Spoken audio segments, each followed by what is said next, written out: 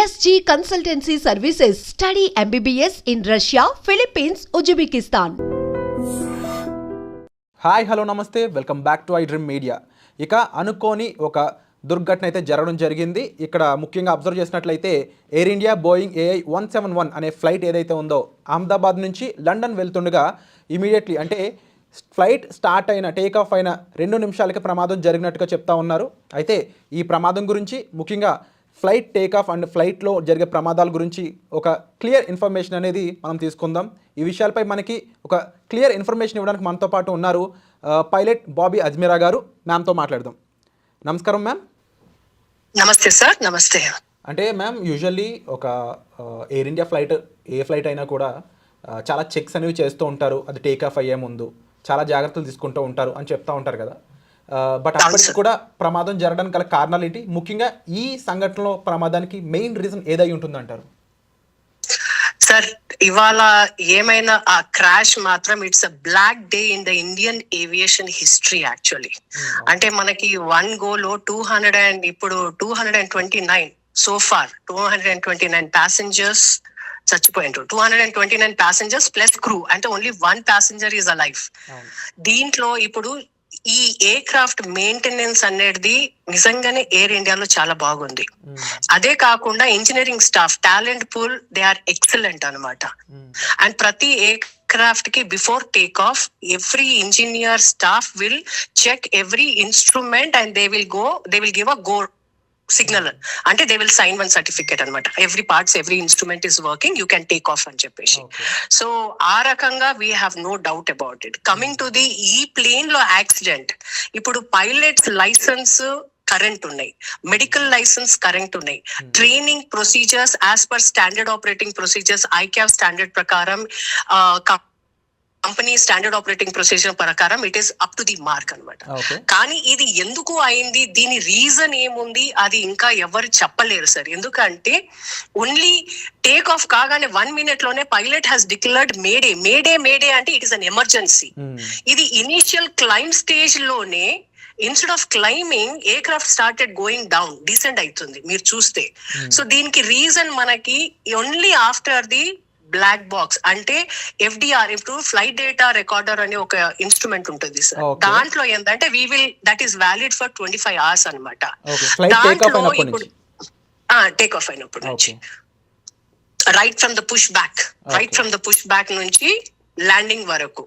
So దీంట్లో ప్రతి minute అనమాట, ఎమర్జెన్సీ ఎక్కడ ఫెయిలియర్ ఉంది, ఏ సిస్టమ్ ఫెయిల్ అయింది, ఏం హెడింగ్ ఉంది, ఏం యాటిట్యూడ్ ఉంది, ఏం ఆల్టిట్యూడ్ లో అది టర్న్ అవుతుంది, హెడింగ్ అంటే స్పీడ్ ఎంత ఉంది, everything is recorded in it.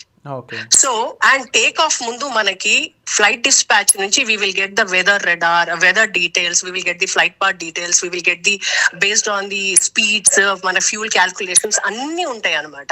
So we need not worry. ఇది ఇంకొకటి మనకి CVR అని ఉంటుంది అనమాట. That is like cockpit voice recording. That validity is only for 2 hours.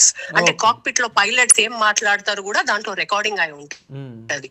So ఈ సందర్భంలో ఇప్పుడు తెలిసిన విషయం ఏంటంటే investigation team has captured the black box. They have to investigate. దాని తర్వాతనే మనకు తెలుస్తుంది what is the actual reason. It is too early to talk about the what is the emergency, what has happened. It might be a engine failure, it might be a bird hit, it might be a other instrument. We really don't know what is what. And ముఖ్యంగా ఇది ఒక international flight journey అని చెప్పొచ్చు. And Ahmedabad to London, అందులోనూ 52 members London residents అనేది ఉండడం జరిగింది. అయినప్పటికీ కూడా ముఖ్యంగా ఒక ఇంటర్నేషనల్ ఫ్లైట్ టేక్ ఆఫ్ అవుతుంది అన్నప్పుడు ఇలా ఫ్లైట్ ఇష్యూ జరిగినాక కమాండింగ్ ఆఫీస్ ఏదైతే ఉంటుందో కంట్రోల్స్ అనేవి ఎవరి చేతిలో ఉంటుంది?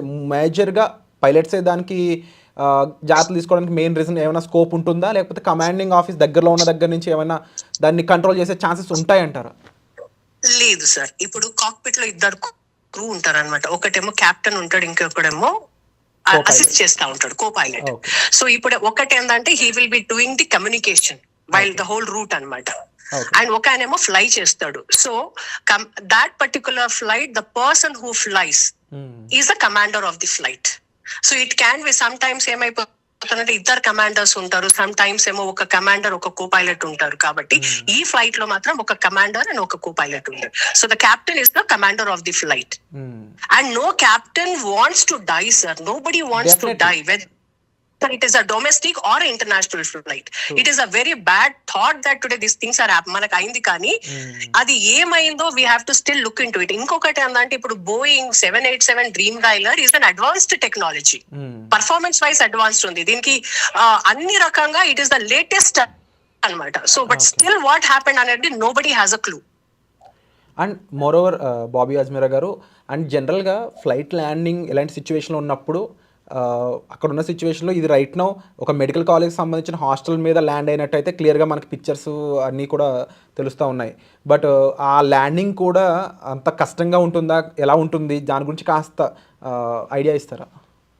సార్ ఇది ల్యాండింగ్ కాలేదు సార్, లెట్ us అండర్స్టాండ్. ఇది ల్యాండ్ కాలేదు, aircraft has dropped, complete out of control అని చెప్పొచ్చు అంటారు. కంప్లీట్లీ ఎమర్జెన్సీ, ఇంకా అవుట్ ఆఫ్ కంట్రోల్ అంటే there might be you cannot అన్నమాట. It is just take off mode లోనే ఉంది అది. సో అది కెప్టెన్ కి కూడా బై ద టైం, ఎందుకంటే 600 feet by the time he could really connect it, flight is down, fraction of second లో flight down ఉంది. కాబట్టి they might be also in the shock. And వాడి ఏటీసీ కి captain mayday mayday అని అనే captain కి ఆయన రెస్పాండ్ చేసే వరకు we're nowhere, we're in the ground. అంటే ఆ టైంలో ప్యాసింజర్స్ ని కూడా కాపాడలేని టైంలా కనిపిస్తుంది మీరు చెప్తున్న, చాలా ఫ్రాక్షన్ ఆఫ్ సెకండ్స్ లా కనిపిస్తుంది. అన్ఆంటిసిపేటెడ్ యాక్సిడెంట్ ఇది, అన్ఆంటిసిపేటెడ్ యాక్సిడెంట్ ఇది. So very critical. అది ఏమైంది, ఎలా అయింది కూడా we don't know. It is a very sad thing. మనకు ఇన్వెస్టిగేషన్ టీమ్ అది మొత్తం ఇన్వెస్టిగేట్ చేసిన తర్వాతనే we will know what is the technical issue అని. అంటే హిస్టారికల్ గా కానీ లేకపోతే ఒక బ్యాక్ డేటా చూసుకున్నట్లయితే ఇలాంటి ప్రమాదం ఎప్పుడైనా జరిగిందా, ముఖ్యంగా దానికి పాసిబుల్ రీజన్స్ ఏ ఉండే ఛాన్సెస్ ఉన్నాయంటారు? సార్ ఇప్పుడు జనరలీ ఏంటంటే జరిగిన ఇన్సిడెంట్స్ చాలా తక్కువ, ఎందుకంటే మనకి as per the data aviation mode of travel is the very safest travel. And technology కూడా it's a very advanced technology కాబట్టి, అండ్ ఇన్సిడెంట్స్ కూడా అయినాయి. బట్ ఈచ్ ఎయిర్ క్రాఫ్ట్ కి డిఫరెంట్ రీజన్స్ ఉన్నాయి. There is no pilot error in it, it is an machine error. ఎందుకంటే అది machine sir. మనం ఇప్పుడు కార్ తీసుకొని ఇంటి నుంచి బయటికి వెళ్ళినప్పుడు కార్ నడుస్తుంది, సడన్లీ కొంచెం దూరంతో పోయిన కార్ ఆగిపోతే వీ డోంట్ నో కదా, we have to call the helper or technician. So unless and until we examine what has happened, it is too early to talk about it. And ముఖ్యంగా monsoon season అనేది వస్తూ ఉంది. ఈ టైంలో కూడా కొన్ని roots అనేవి ఆపుతూ ఉంటారు. క్లైమేటిక్ రీజన్స్ కూడా ఈ ప్రమాదానికి సంబంధం లేకుండా నేను అడుగుతుంది జనరిక్గా, క్లైమేటిక్ రీజన్స్ అనేవి కూడా ఎక్కువ రోల్ ప్లే చేస్తాయంటారు కదా సార్? క్లైమేటిక్ రీజన్స్ ఎక్కువ ప్లే చేస్తుంది డెఫినెట్లీ. మేము ఫ్లైట్ పాత్ అని మా రూట్ కి ఈ destination A to destination B కి వెళ్ళేటప్పుడు it is a fixed route plan అనమాట. సో వీళ్ళు టేక్ ఆఫ్ అప్పుడు weather is good, ATC permission ఇచ్చింది కదా for the take off. So the weather is good, so we cannot count for the weather also, we cannot claim weather is bad and all that stuff. So నేను ఇప్పటికీ అదే అంటున్నాను, it is not the weather, it is a technical issue. ఆ ఏం technical issue ఉందో మనకి ఎవరికి తెలియదు unless and until it is too early. It is very early to talk about it. Yeah. So ఓవరాల్గా చూసుకున్నట్లయితే ముఖ్యంగా బాబీ అజ్మీరా గారు చెప్పిన ఈ విషయాలు కూడా పరిగణలోకి తీసుకున్నట్లయితే ఇంకా అసలైన ఇన్వెస్టిగేషన్ జరిగాక వచ్చే నిజాలు ఏ విధంగా ఉంటాయి, అండ్ ముఖ్యంగా ఇక్కడ పైలట్ తప్పిదం అయితే లేదు, కానీ మిషన్ అనేది ఈ రకంగా మారడానికి లేకపోతే ఈ రకమైన తప్పిదం జరగడానికి ఆ మిషన్లో ఏం జరిగింది అనేది కూడా తెలుసుకోవాల్సిన అవసరం అయితే ఇంకా ఎంతో ఉంది.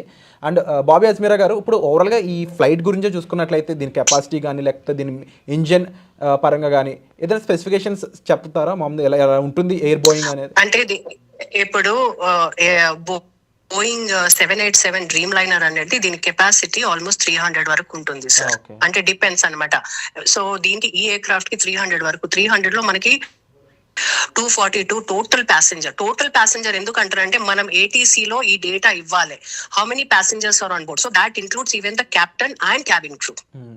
That is the total passenger.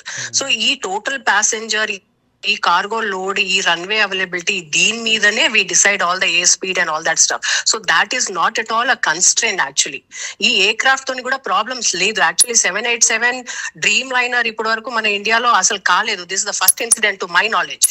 Okay. And ఈ బ్లాక్ బాక్స్ గురించి మీరు ఇక్కడ మెన్షన్ చేయడం జరిగింది, కాస్త దాని గురించి కూడా క్లుప్తంగా చెప్తారా? సార్, ఈ బ్లాక్ బాక్స్ అనేది it is nothing but the aircraft లో ఏమైనా మాల్ ఫంక్షన్ ఉన్నప్పుడు ఈ బ్లాక్ బాక్స్ లో ఇండికేట్ అవుతుంది అనమాట. ఈ బ్లాక్ బాక్స్ ఏంటంటే it includes of flight data recording. ఈ ఫ్లైట్ పాత్ మనకి డెస్టినేషన్ A to B వెళ్ళేటప్పుడు ప్రతి minute data will be recorded in it అనమాట. You don't have to record, it is recorded automatically. And దీనికి validity 25 hours ఉంటుంది. అదే కాకుండా మీరు ఎయిర్క్రాఫ్ట్ కి పార్కింగ్, ఇప్పుడు టాక్సీ స్టార్టింగ్ నుంచి ల్యాండింగ్ వరకు ఆ కాక్పిట్ లో కూడా అది flight data recording, flight details చెప్తారు. ఇది కాక్పిట్ లో 2 captains ఏం మాట్లాడుతుండ్రు, అది cockpit voice recording. So that is also valid for 2 hours. So ఈ డేటాకి మనం బ్లాక్ బాక్స్ అంటాం. ఈ బ్లాక్ బాక్స్ లో ఇన్ఫర్మేషన్స్ అన్ని ఉంటాయి అనమాట. సో దీంతోనే మనకి తెలుస్తుంది ఏం ఇష్యూ ఉంది, ఏం టెక్నికల్ ఇష్యూస్ ఉంది.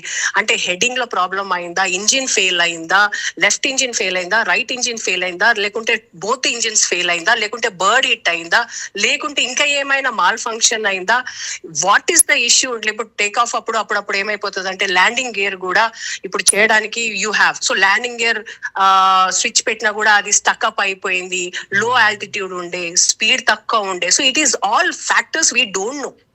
So there are so many factors which are involved in it. అందుకోసం ఏమంటున్నా అంటే it is too early for us to decide. Okay, so ఎవరు రెస్పాన్సిబిలిటీ అని చెప్పడానికి కూడా ఇప్పుడు టైం అయితే కరెక్ట్ కాదని చెప్తవచ్చు. అండ్ మరీ ముఖ్యంగా ఆఫ్టర్ ఇన్వెస్టిగేషన్ యూజువల్లీ ఇది ఎవరెవరి మీద, అంటే ఏ డిపార్ట్మెంట్స్ మీద మోస్ట్లీ ఫోకస్ ఉండే ఛాన్స్ ఉందంటారు? సార్, ఒకటేందంటే ఇప్పుడు ఫ్లైట్ లో డిపెండింగ్ అపాన్ ది, ఒకటేమో మనకి ఇంజనీరింగ్ డిపార్ట్మెంట్ ఉంటది, కాక్పిట్ ఉంటది, సో డిఫరెంట్ ఫ్యాక్టర్స్ ఉంటది, కార్గో ఉంటది, సిఆర్ఎం అంటే కింద ప్యాసింజర్స్ కూడా కార్గోది ఉంటది. So there are so many factors which are involved in it. ఇప్పుడు ఏంటంటే మనకి టేక్ ఆఫ్ అప్పుడు జనరల్లీ ఏంటంటే it's a very critical period. It is initial take off hardly 600 feet కి అది టైం అయింది. అంటే 1 minute లోనే the flight instead of climbing అది కిందికి వస్తున్నప్పుడే కెప్టెన్ రియలైజ్ అయిపోయి మేడే అని అన్నాడు. కానీ టైం లేదు, ఎందుకంటే ఫ్యూల్ ఫుల్ ఉంది, ప్యాసింజర్ ఫుల్ ఉంది, ఎయిర్క్రాఫ్ట్ క్లైంబ్ అయితలేదు. సో అది మనకి ఎట్లా అంటే పైనుంచి బాల్ 27th floor నుంచి బాల్ పడేస్తే ఎంత ఫాస్ట్ గా ఇదవుతుందో, అన్ఫార్చునేట్లీ అది మెడికల్ బిల్డింగ్ మీద పడ్డది sir. Completely gravitation and lot of scientific reasons అని చెప్పొచ్చు. And usually flight take off అయ్యాక, అంటే యాజ్ ఎ పైలట్గా మీరు ఎన్నో ట్రావెల్ చేస్తుంటూ ఉంటారు, ఫ్లైట్ టేక్ ఆఫ్ అయ్యాక అండ్ ఈ జనరల్ ఏమేమి ఉంటుంది, మేము చూసినంత వరకు విన్నంత వరకు ఫ్లైట్ అటెండెంట్స్కి, ఫ్లైట్ సిబ్బందికి మీరు ఇచ్చే కొన్ని కమాండ్స్ కానీ, అండ్ జనరల్గా ప్రొసీజర్ ఏ విధంగా ఉంటుంది అంటారు? ఏం లేదు సార్, as soon as you take off like there are certain speeds అనమాట. V1 స్పీడ్ ఉంటుంది, అది క్రాస్ అయితే you cannot do the reject take off అనమాట. So then you have a rotating speed, దాని తర్వాత you have a climbing speed, positive climb అంటే then you put the landing gear, then flaps మెల్లమెల్లగా. So there are separate levels till you go into the cruising level. This all comes into the climbing level అనమాట. Once the cruising level is there, you are stabilized. And once you reach your destination, you start descending with the ATC control and you tell anamata. So deentlo em ayipothundante in any phase of life there might be an emergency. Okay, but aa emergency ki meeku time untundi to think, act upon on it. Kani idi take off time ki ayipoyindi kabatti firstly there is very marginal time to think on act upon it. True Flight is full, so ఈ incidents చాలా rare అవుతుంది and very unfortunate. True. అంటే మీరు ఇప్పుడు ఈ information ఇవ్వడం వల్ల చాలా మందికి అవేర్నెస్ వస్తుంది. ఎందుకంటే రకరకాల కామెంట్స్ వస్తూ ఉన్నాయి, అదేంటి ఫ్లైట్ ముఖ్యంగా పారాచూట్స్ ఉంటాయని చెప్పేసి కింద డ్రాప్ అవ్వచ్చు కదా అని రకరకాల ఒక అంటే ఏమని చెప్పొచ్చు అంటే ఇల్లిటరేటెడ్ కామెంట్స్ అయితే మనం చదువుతూనే ఉన్నాము ఓవరాల్ సోషల్ మీడియా. బట్ మీరు చెప్పిన అంశం బట్టి క్లియర్గా వాళ్ళకి ఒకసారి ఇంకొక స్టేట్మెంట్ ఇస్తారా ఈ సిచ్యువేషన్ గురించి? అంటే ఏమైపోతుంది అంటే sir, there are 2 kinds of incidents and accidents. ఒకటేమో యాంటిసిపేటెడ్ ఎమర్జెన్సీ, అంటే you have time to act and reduce that malfunction risk and you can solve it. Unanticipated ante you don't have time to act upon it. Ee incident lo it is an unanticipated ante during the time of climb only You don't know, you will be so busy in climbing, navigating, communicating anamata. So this is it comes under the pocket of unanticipated. Ippudu meer cheppindi ee idendi during emergency, if in case of ditching or land appudu endante manaki adi untadi water appudemo akkada life jackets untadi, land appudemo slide rafts untayi manaki. So adi, but there is no, వాళ్ళు చెప్పినట్టు there is nothing much beyond that. Yeah. And ఓవరాల్గా చూసుకున్నట్లయితే ఒక ఇందులో 52 members London residents కానీ లేకపోతే మిగిలిన Indians అయి ఉండొచ్చు. అండ్ ముఖ్యంగా ex chief minister of Gujarat కూడా ఉండడం జరిగింది. అయితే ఇప్పుడు ఈ అంశం చాలా బ్లాక్ మార్క్గా మారే ఛాన్స్ ఉందంటారు ఇండియా మీద, and that to after Pakistan India conflict.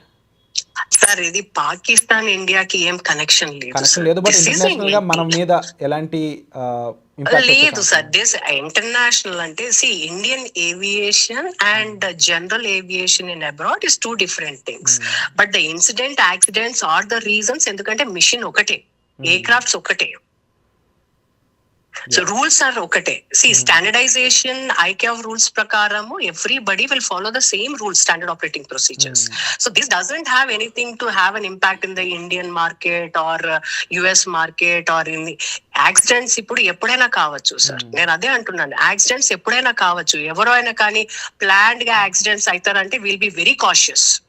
So ఇంకా ఎలాంటి సో ఎలాంటి రిస్క్ అనాలిసిస్ మూమెంట్స్ కానీ ఇవి ఇంకా ఇంక్లూడ్ చేయాల్సి ఉంటుందంటారు ఇప్పటి నుంచి? సార్ రిస్క్ అనాలిసిస్ ఏంటంటే ఈ pilots are trained upon the emergencies అనమాట. ఇట్ క్యాన్ బి డిచ్చింగ్ అయినా, ల్యాండింగ్ అయినా, ఇన్స్ట్రుమెంట్ లోపల ఏమైనా ఇన్స్ట్రుమెంట్ వర్క్ పని చేస్తలేరు. So there are so many procedures where these people are upgraded, upskilled. Then only they are kind of put into the cockpit.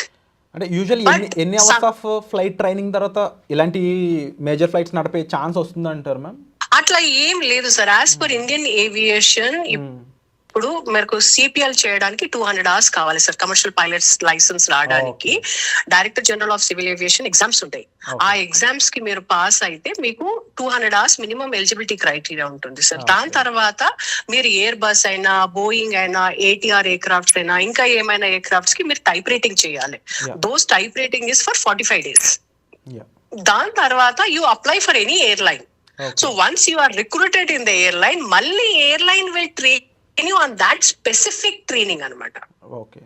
వాళ్ళ emergency procedure, aircraft parts ఏముంది, what you have to do, how you have to do the crew resource management, integration with the ground, with the ATC, ఇవన్నీ ఉంటాయి. So all this training అయిపోయిన తర్వాత మళ్ళీ airline వాళ్ళు కూడా మీకు exam conduct చేస్తారు. ఆ ఎగ్జామ్ లో పాస్ అయిన తర్వాత then again you have a flight check. ఆ ఫ్లైట్ రూట్ చెక్ ఉంటుంది మీకు. ఆ దాని తర్వాత ఫైనల్ రూట్ చెక్ తర్వాతనే you will be released as a pilot, co pilot. So you will be released as a trainee pilot. So during that training pilot, they will be having lot of number of hours. Airline to airline it differs anamata. Dan tarvata you will be put as a co-pilot in the right seat. And then you will be assigned one mentor. Okay. You will be assigned one mentor. That mentor will be always kind of guiding you, mentoring you. So this is a very systematic, scientific way of training which is happening into the aviation segment. Okay. So ఇక్కడ చాలా క్లియర్గా అర్థమవుతుంది వాళ్ళు ఎంత training undergone అవుతారు అనేది. అంతేకాకుండా ముఖ్యంగా బాబీ అజ్మీరా గారు చెప్పిన విషయాలను బట్టి అబ్జర్వ్ చేస్తే యాక్చువల్ ఫ్యాక్ట్స్ అనేవి ఇంకా తెలుసుకోవాల్సిన అవసరం ఉంది. And thank you so much for the important information ma'am. Definitely చాలా మందికి ఐ ఓపెన్ అవుతుంది దీన్ని బట్టి. సార్ ఇంకో ఇన్ఫర్మేషన్ చేయాలి. రీసెంట్ ఇప్పుడు లేటెస్ట్ ఏంటంటే there is 11A passenger okay బతికి బయటపడ్డాడు. అంటే 242 passengers, total passengers, including crew and cockpit crew, there is one passenger who is live and who has been cleared, validated by the commissioner of police, and ఆయన నడుచుకుంటా వెళ్తుండు. So that is a miracle. That is the really అసలు eyebrows goose bumps వస్తున్నాయి అనమాట. ఇంత పెద్ద incident లో ఎవరు బతకలేరు అని అనుకున్నప్పుడు దాంట్లోకి వెళ్ళి ఒక ప్యాసింజర్ నడుచుకుంటా బయటికి వెళ్తుండే. This is a great miracle. True, ఎందుకంటే no one expect this thing. ఎందుకంటే మనం ఆ ఫ్లైట్ వీడియో ఒకసారి అబ్జర్వ్ చేసినట్లయితే బ్లాస్ట్ చూడొచ్చు, ఆ ఫైర్ చూడొచ్చు క్లియర్గా. ఆఫ్టర్ దట్ కాలేజ్ హాస్టల్లో ఫ్లైట్స్ ఎక్లాలు చూడొచ్చు. But how it is happen, is there any possible chances అంటారా? లేదు సార్, zero chances sir. It's all the debris are scattered అక్కడ. ఇంకో బిల్డింగ్ మీద పడి వాళ్ళు చచ్చిపోయినారు పాపం. And the aircraft was full with fuel. Take off కదా, 10 hours ఫ్లైట్, 10-11 hours ఫ్లైట్ కి ఫుల్ ఫ్యూల్ తీసుకుంటారు. ప్యాసింజర్స్ ఉంటాయి, కార్గై ఉంటది. అసలు అది the way it fall down, the rate of speed of అది పడడం ఎట్లా ఉంటది అంటే సర్వైవల్ ఛాన్సెస్ ఆర్ 0%. కానీ దాంట్లోకి వెళ్ళి ఒక ఆయన లేచి బయటికి వచ్చి నడుచుకుంటా వెళ్ళడం అనేది మిరాకిల్. డెఫినెట్లీ ఆయన స్టేట్మెంట్ కోసం ఇప్పుడు ప్రపంచం మొత్తం ఎదురు చూస్తుందనలో డౌట్ లేదు. Absolutely. Actually one beautiful thing and one hope is ఏంటంటే ఒక ఆయన లేచి నడుచుకుంటూ పోతుండే. కానీ ద సాడ్ థింగ్ ఏంటంటే ఇండియన్ ఏవియేషన్ హిస్టరీలో ఈ ఇన్సిడెంట్ కావడం అండ్ సో మెనీ లైఫ్స్ ఒక్కటేసారి వెళ్ళడం, దాంట్లో ఎక్స్-CM ఆఫ్ గుజరాత్ కూడా ఉన్నాడు. కాబట్టి it's a very sad information. True. But ఓం శాంతి, వాళ్ళందరి కోసం మనం నిజంగా ప్రార్థిద్దాం. అండ్ డెఫినెట్లీ ఇలాంటి ఒక క్రూషియల్ ఇన్ఫర్మేషన్ మాతో షేర్ చేసుకున్నందుకు thank you so much ma'am. Thank you sir. Om Shanti sir. నిజంగా ప్రస్తుతం ఉన్నటువంటి సమాజం దేనికి ప్రయారిటీ ఇస్తుంది? ఆర్థిక సంబంధాల చుట్టూ మాత్రమే తిరుగుతుంది. మళ్ళీ ఎన్నికలంగానే చాలా విరక్తి కలుగుతాం. మంచి అనిపిస్తుంది కదా, లేడీస్ కూడా ఛాలెంజింగ్ జాబ్స్ చేసినప్పుడు చాలా బాగుంటది. ట్రాఫిక్ అసిస్టెంట్స్ గా నియమించిన ట్రాన్స్జెండర్స్ అందరితో సాల్యూట్ చేయించుకుంటున్నారు. ఫుడ్ డెలివరీ ఇవ్వటానికి వెళ్ళినటువంటి డెలివరీ బాయ్ అనిల్ పై కళ్ళ ముందు